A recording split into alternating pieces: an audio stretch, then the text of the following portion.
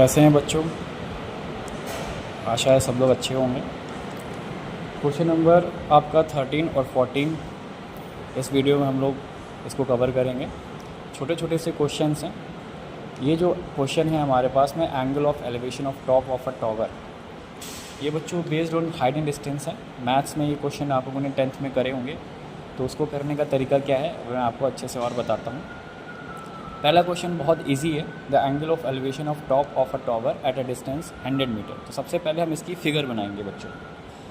Angle of elevation क्या होता है वो आपको समझना है कि जैसे सपोज़ कि हमारे पास में ये एक टॉवर है, ठीक है, और ये इसका नीचे की तरफ ये बेस है।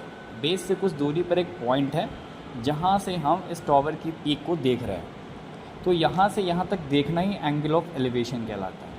यानी कि नीचे से ऊपर की तरफ देखना एंगल ऑफ एलिवेशन कहलाता है, और ऊपर से नीचे की तरफ देखना एंगल ऑफ डिप्रेशन कहलाता है। तो अभी इन्होंने यहाँ पे इस क्वेश्चन में एंगल ऑफ एलिवेशन की बात करी है। तो ये तो था इसका बेसिक। ये हमको 60 डिग्री दे रखा है और ये टॉप ऑफ अ टॉवर है, इसकी हाइट हमको पता करनी है, ठीक है। और कुछ दे रखा है और 100 मीटर टॉवर से इस पॉइंट की डिस्टेंस है, ठीक है। तो इस क्वेश्चन को करने के लिए आपको ट्रिग्नोमेट्री थोड़ी सी आनी चाहिए।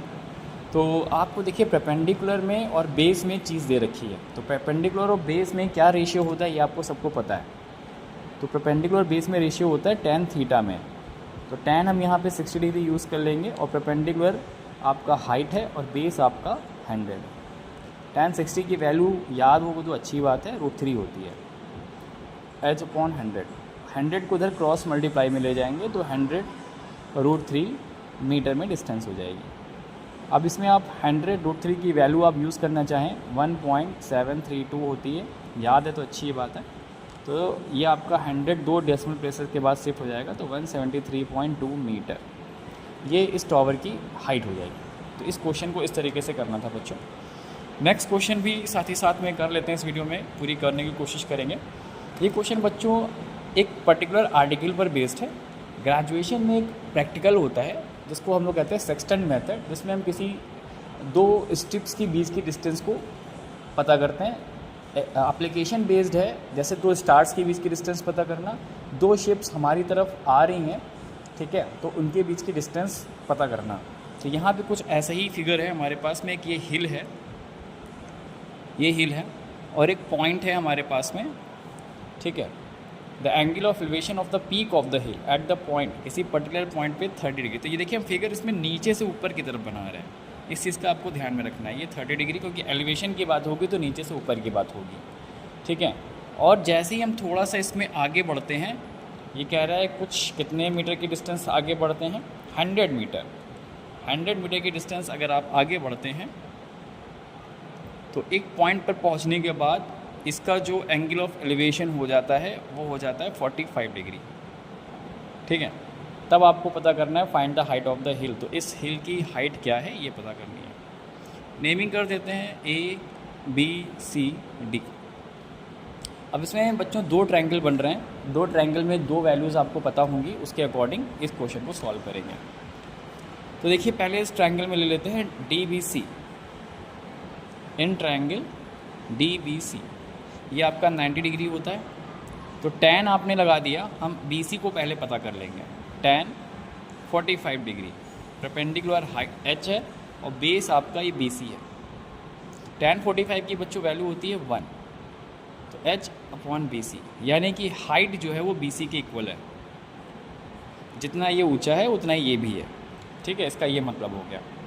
अब हम पूरे ट्रायंगल DAC की बात कर लें। इन ट्रायंगल ADC जिसमें आपका एंगल C आपका 90 डिग्री है, तब परपेंडिकुलर ये पूरा हो जाएगा और बेस आपका ये पूरा हो जाएगा। तो इसमें आप tan 30 यूज़ कर लेंगे। तो tan 30 परपेंडिकुलर आपका H हो गया और बेस हो गया आपका AC। tan 30 की वैल्यू बच्चों होती है 1/√3 होती है, ठीक है, और हाइट H ही है आपकी। AC को हम ब्रेक कर लें 100 + BC में, यहाँ पे 100 + BC में हम ब्रेक कर लें। अब 1/√3 आपका आ गया, ठीक। सॉल्विंग कर रहे हैं H/100 + H, अब हमने BC की जगह पर, इस BC की जगह पर ये वैल्यू h रख दी, क्योंकि हमारे पास कंडीशन आई थी कि h BC के बराबर है। इसमें क्रॉस मल्टीप्लाई कर लें, 100 plus h equals to √3h, ठीक है। 100 इज इक्वल्स टू h को उधर ट्रांसफ़र कर दें तो √3 - 1 हो जाएगा। अब h की वैल्यू आ जाएगी 100 अपॉन √3 - 1। अब इसमें कंजुगेट से मल्टीप्लाई डिवाइड करने से ये थोड़ा आसान हो जाएगा, √3 + 1 से मल्टीप्लाई डिवाइड कर दिया, ठीक।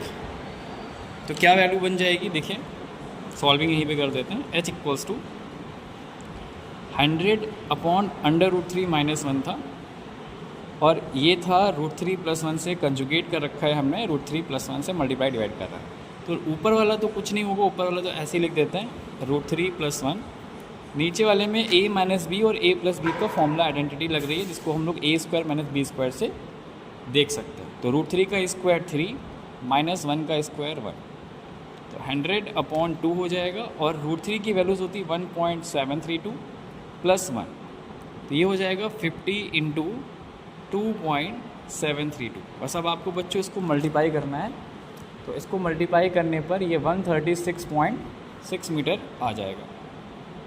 136.6 मीटर की अप्रॉक्सीमेट डिस्टेंस आ जाएगी। तो इस तरीके से ये आपके 2 क्वेश्चन हो गए सेम तरीके से, ठीक है बच्चों। वीडियो अच्छी लगी तो लाइक सब्सक्राइब जरूर करिए, आगे के क्वेश्चनों को तैयार रखिए कि इसको कैसे करना है। अब यहाँ से क्वेश्चन बच्चों टफ होने वाले हैं, ठीक है। तब तक के लिए गुड बाय।